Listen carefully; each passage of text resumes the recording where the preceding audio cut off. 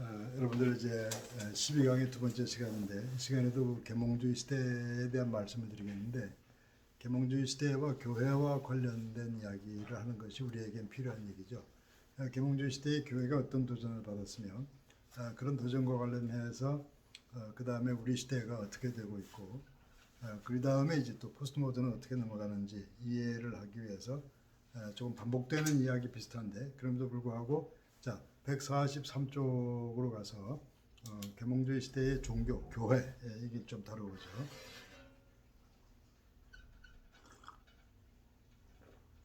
자 143쪽에 계몽주의 시대의 종교 이렇게 나와 있죠. 계몽주의 시대에는 전통적 관점에 도전하고 서구 사회 진학에서 종교적 신앙을 포함해서 제반 사상들을 재형성하던 시기였다. 제반 사상이 재형성돼요. 그러면서 이제 전통적 관점에 도전하고, 그러니까 전통적 관점을 좀 물러서게 되겠죠. 전통적 관점은 서구 사회가 전반적으로 기독교와 교회, 성직에 근거해 있기 때문에 그 교회와 성직 이런 것들이 도전을 받게 되고, 우리도 최근에 격렬한 도전을 받고 좀 밀려나 있는, 관심에서 밀려나 있는 상태인데, 자, 그 다음 이성의 시대는 서구 문화에서 교회 지배의 종말을 보하던 시대였다. 기독교 신앙과 신학에 예상되는 결과는 실로거대한 것이었다. 교회 지배의 종말. 그러니까 서구 기독교, 중세 기독교라는 것이, 중세 서구라는 게 기독교 문화와 기독교 삶 자체였는데, 그게 이제 물러서게 됐다는 건 거대한 엄청난 이야기죠. 그래서 종교개혁 이후에 그 종교적인 갈등과 전쟁 이후에 많은 사람들이 교회를 등지고 인간 이성과 그 과학적 새로운 시대에 계몽주의 시대로 진입하면서 하나님 없는 세상으로 나가고, 그러면서 그 산업혁명이라든가 앞서간 정치, 경제, 군사력을 가지고서 나중에 하나님의 뜻을 이룬다 그러면서 식민지 전쟁에 온 세계를 향해서 나아가고, 뭐 이런 식의 이것이 이제 근대사라고 볼 수 있는데, 너무 부정적으로만 볼 수는 없겠지만 어쨌든 간에 교회는 좀 어려움을 겪어요. 그 다음에 그 시대의 새로운 과학적 사고방식은 변화된 종교의 본질에 대한 변화 이해를 갖게 되었다. 그러니까 종교의 본질에 대한 변화된 이해, 그러니까 신앙이 무엇이냐 할 때 그 신앙에 대한 이해, 교회에 대한 이해, 이 이해가 바뀌게 돼요. 자, 점차 과학자들과 신학자들은 종교를 두 유형으로 자연 종교와 계시 종교로 구분짓기 시작했다. 그 전에는 그러지 않았는데, 그 다음에 자연 종교와 계시 종교로, 여기서 구분지을 때 자연 종교는 내추럴하다는 것은 이미 이미 있기 때문에 인간이 어떤 의미에서 파악해낼 수 있는 그런 게 내추럴한 거고, 리빌드 릴리전, 인간 스스로가 해낼 수 없는 거. 그러니까 이제 뭐 이게 인간이 만들어낸 게 아니라는 거는 알 수 있는 게 아니냐. 인간이 선행을 하면 마지막에 좋은 결과를 얻게 되지 않냐. 그런 면에서 심판이라든가 일반 윤리와 비슷한 신학 내용은 내추럴한 것에 해당되고, 그 다음에 예수 그리스도의 동정녀 탄생이라든가 아니면 그 십자가의 죄사함, 우리가 그냥 상식적으로 인간 이성으로 추론할 수 없는 부분에 대해서는 리빌드, 저편에서 알려주신 거다. 그래서 스스로 알 수 없는, 이런 식으로 구분하기 시작해요. 그전에는 이렇게 구분하지 않았는데 어느 순간부터 구분해서 점점 이 내추럴이 리빌드 쪽을 점령해가는 것이 계몽주의 시대로 갈수록 더 확장돼가는 거죠. 그 다음에 자연 종교는 일련의 기초적 진리를 포함하는데, 이것은 신의 존재와 보편적으로 인식되는 도덕법. 보편적으로 인식되는 도덕법이라는 것은 믿음 없어서 누구나 알 수 있다는 뭐 그런 식의 의미가 있습니다. 자, 모든 인간 존재는 이성을 사용하여 그러한 진리에 도달할 수 있다. 모든 인간 존재는 이성을 사용하여 그런 진리에 도달할 수 있다. 신앙 없어도 더 나아가서 타 종교인들도 그 정도는 알 수 있다. 내추럴. 그러니까 계시가 아닌, 그 다음에 반면 계시 종교는 성경으로부터 파생되어 왔으며 오랜 시간 형성된 교회 가르침을 통해서 얻게 된 특별한 기독교의 일련 교리를 포함한다. 자, 그런데 이제 그러니까 조금 전에 내추럴한 거하고 리빌드한 것을 이렇게 말씀드렸는데, 그 다음부터 이제 내추럴이 리빌드를 공격해가기 시작하죠. 자, 144번 페이지의 둘째 줄. 이성의 시대가 일렀을 때 계시 종교는 점차 공격을 받았고 자연 종교는 그것이 마치 진정한 종교인 것처럼 지위를 확보하게 되었다. 그러니까 이제 계시 종교는 사실은 보통 사람이 똑똑한 사람이 생각할 때 잘 이해가 안 되는 거잖아요. 신앙이 있고 회심한 사람들이 받는 거기 때문에 똑똑한 신앙 없는 사람이 예리하게 비판할 때 대답을 하기 어려운 게 계시 종교의 내용이에요. 그래서 자연 종교가 그것이 마치 진정한 종교인 것처럼 지위를 확보하게 됐다. 그래서 일반적으로 말다툼하면은 그 믿음을 가진 계시 종교적 진리를 가진 자는 결국에 더 막 싸울 수가 없어요. 그런 사람들이 여러 명 있으면은 신앙을 가진 사람이 여러 명 있으면은 신앙 없는 사람이 아무리 떠들다가도 지치는데, 근데 신앙을 가진 사람이 한두 명밖에 없고 대부분 신앙 없는 사람들이 똑똑한 얘기로 공격해대면 자연적으로 그 분위기는 자연 종교적인 내용, 보편적인 내용, 일반 윤리 같은 거 그런 것들이 지배하게 되죠. 그러니까 뭐 이것도 안 하는데 뭐 교회가 뭐하냐 이런 식으로 얘기하는, 우리 사회도 그런 사회 보편 윤리 같은 걸 가지고 교회를 막 논단하죠. 신앙 없는 사람들이. 그래서 그런 얘기예요. 결국에는 계몽주의 지성인들 사이에 자연 종교 혹은 이성의 종교가 중세와 개혁의 시기에 특징을 지어왔던 교의나 교리를 대신했다. 그러니까 자연 종교나 이성의 종교가 중세적인 계시적인 교리나 그런 가르침을 대신 차지하게 됐어요. 자, 영국의 경험주의자 존 로크는 자연 종교가 계시 종교보다 우위를 점하도록 하는데 길을 열어놓았다. 존 로크가 분기점 같아요. 존 로크의 책을 읽어보면 뭐 계시나 기적 같은 얘기도 나오는데, 그걸 이용해서 그 바로 다음에 가면은 자연 종교적인 흐름이 아주 강하게 나타나요. 그래서 그런 시대에 로크가 계시 종교나 기적의 영역을 보존하려고 했을까, 아니면 길을 열어놓으려고 했을까 하는 것은 좀 책을 읽어보면서 판단을 해야 되는데, 양자 다 가능할 것 같아요. 근데 그 시대의 흐름을 볼 때는 그래도 기적 같은 것을 남겨둬야 한다고 생각하지 않았을까. 뭐 이런 건 제가 이제 로크의 책을 조금 읽어본 경험에 근거해서 판단하는 뭐 그런 내용입니다. 그 다음에 그때 그는 한때 교리적 짐을 벗기면서 기독교는 종교에 있어서 가장 논리적 형태라는 혁명적인 논제를 진술하기도 했다. 로크의 연구를 기초로 하여 계몽주의 사상가들은 전통주의에 대한 반향으로 신학적 대안을 수립하는데 그것을 흔히 이신론으로 알려졌다. 그래서 그런 흐름 이후에 이신론이 나오게 돼요.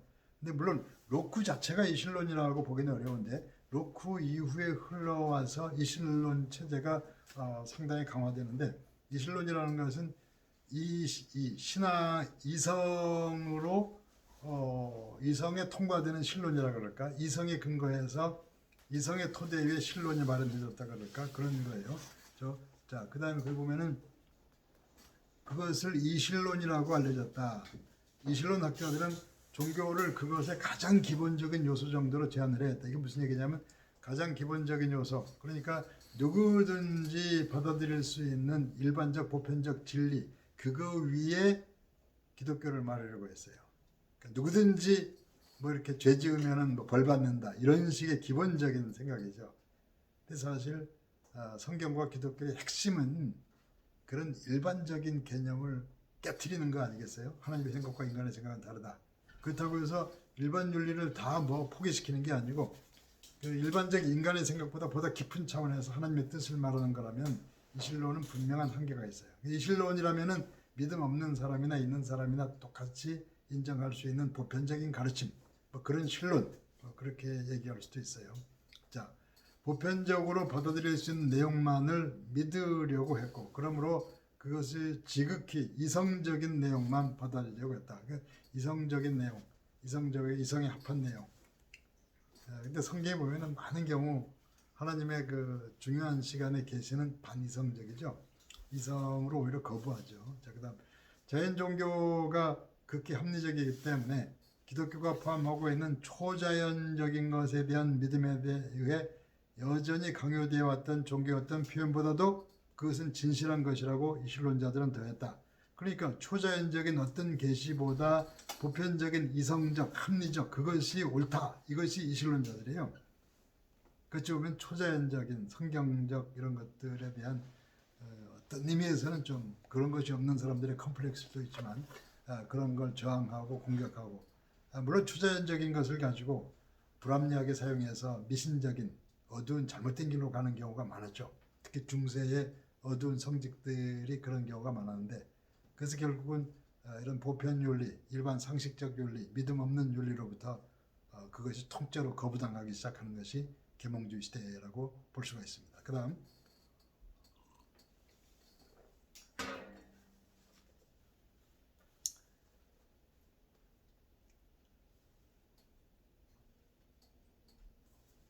자연종교, 그들은 교회가 전통적으로 종교적 진리의 기준으로 사용하기에는 적당치 않은 것으로 여겨졌던 계시의 다양한 교리들을 깨끗이 잊어버렸다. 그러니까 이성적인 학자들이 보기에 이런 걸 가지고 교회 토대로 할 거냐 하는 것을 전부 보편적으로 합리적으로 받아들일 만한 가르침으로 대치시켰다. 그렇게 되면은 불교나 기독교나 타종교나 별 차이가 없어질 거예요. 보편적인 이성적 토대 위에서 누가 더 나으냐 우선순위를 결정할지는 모르죠. 그 예수님도 뭐 다른 종교의 그 창시자들보다 보다 나은 인물로는 인정될지 모르지만 그들과 다른 근본적으로 다른 하나님의 아들 이렇게는 얘기할 수 없게 돼요.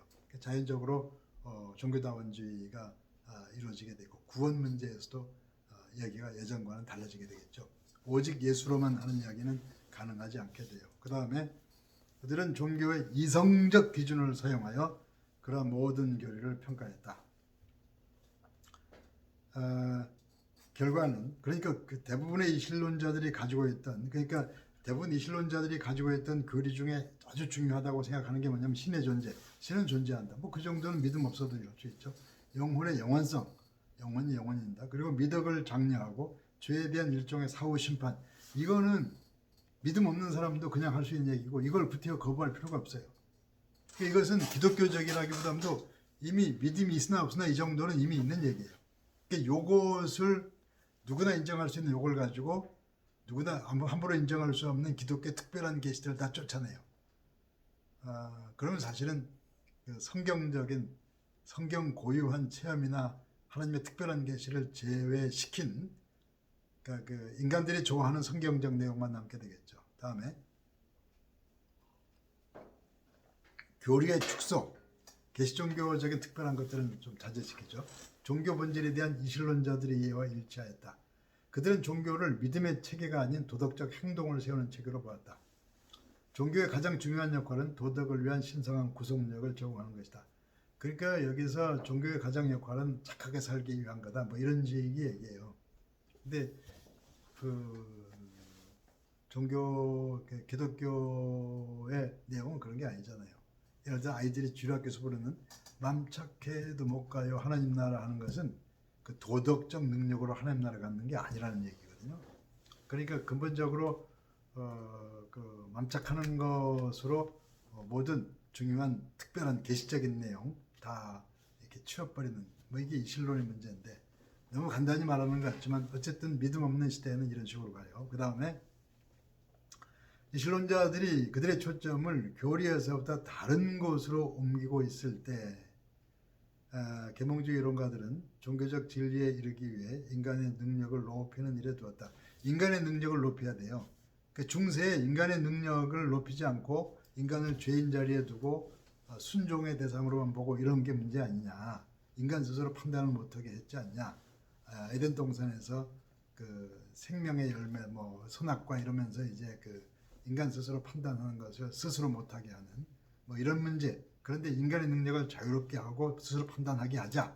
그 인간들이 인정하는 계시나 가르침을 종교의 근본으로 삼자. 이러면서 나서는 것이 이신론이죠.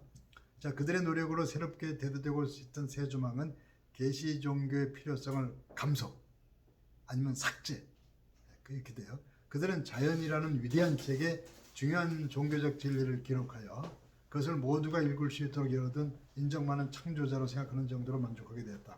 자연이란 위대한 책, 여러분 그게 피조물이죠 자연도. 그 피조물의 그 자연이라는 책에 새겨진 흐름을 봐서 그 하나님의 뜻을 읽는다. 그건 어쩌면 조금 더 나가면 우상숭배일 수 있어요. 피조물 자체를 하나님과 동일시하는 게 될 수 있으니까. 그 다음에 일부 계몽주의 시대 자연 종교의 지지자들은 이성 종교의 붕괴가 바로 전통적 기독교 때문이라고 주장하면서, 그러니까 이성 종교가 원래 있어야 되는 건데 중세의 그 무지몽매하고 혹세무민하는 그런 계시 종교, 전통적 기독교 때문에 문제가 생겼다. 이렇게 해서 그 자연 종교 지지자들은 그 전통 종교, 계시 종교를 맹렬히 공격하기 시작하죠. 그런 맥락에서 당연히 동정녀 탄생이라든가 뭐 이런 얘기들 이제 물러서게 되겠죠. 몇몇은 기독교 변증이었다는 성취된 예언과 기적에 대한 호소와 같은 중심적 기둥을 공격했다. 그러니까 기적을 안 된다 이거죠. 기적은 비이성적이고 비합리적이고 이성 종교의 반대편이죠. 다음에 성취된 예언 같은 거. 이성은 원인 결과식으로 따져드는 거지 말도 안 되는 약속해서 그거 이루어지고 이건 이성적이지 않다고 봐요. 또 다른 일부는 교회 제도 권위를 무지와 미신의 하수인으로 폄하하도록 특정짓기도 한다. 그 제도적 권위 같은 경우는 근거 없다고 해서 어떤 그 무지몽매한 그런 심부름꾼처럼 보게 되고, 자, 이성의 시대의 또 다른 이들은 두 가지 믿음의 체계를 단순하게 동등화시키기도 했다.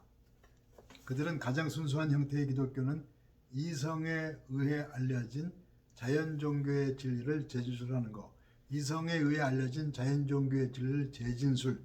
그러니까 원래부터 완전한 그 이성의 체계가 있었는데 그것이 그 하나님과 동일시돼요.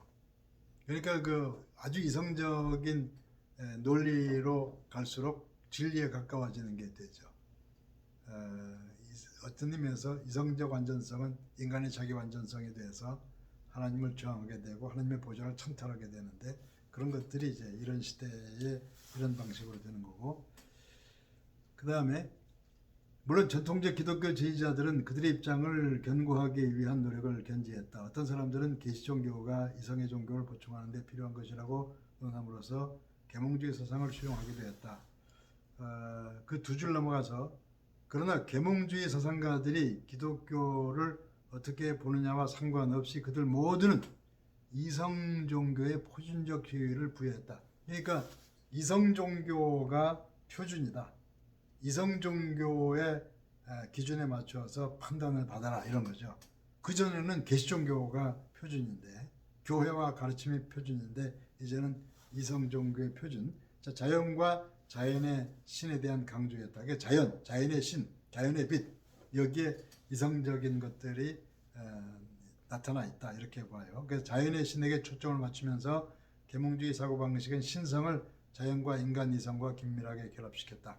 그러니까 인간 이성과 자연에 나타난 법칙 같은 거하고 신성을 일치시키죠. 이런 맥락에서 어떤 자연에 나타난 법칙 자체가 강조될 때, 그 다음에 이제 논리 실증주의 같은 것들은 그런 걸 통해서 역사까지도 자연의 법칙 안에서 이렇게 해결하려고 하고 그런 때가 있었죠. 그 다음에 이러한 관계는 너무나 밀접하여 초자연적인 것이 자연적인 것에 잠겨들게 되었다. 이게 중요해요. 초자연적인 것이 자연적인 것에 잠겨들게 되었다.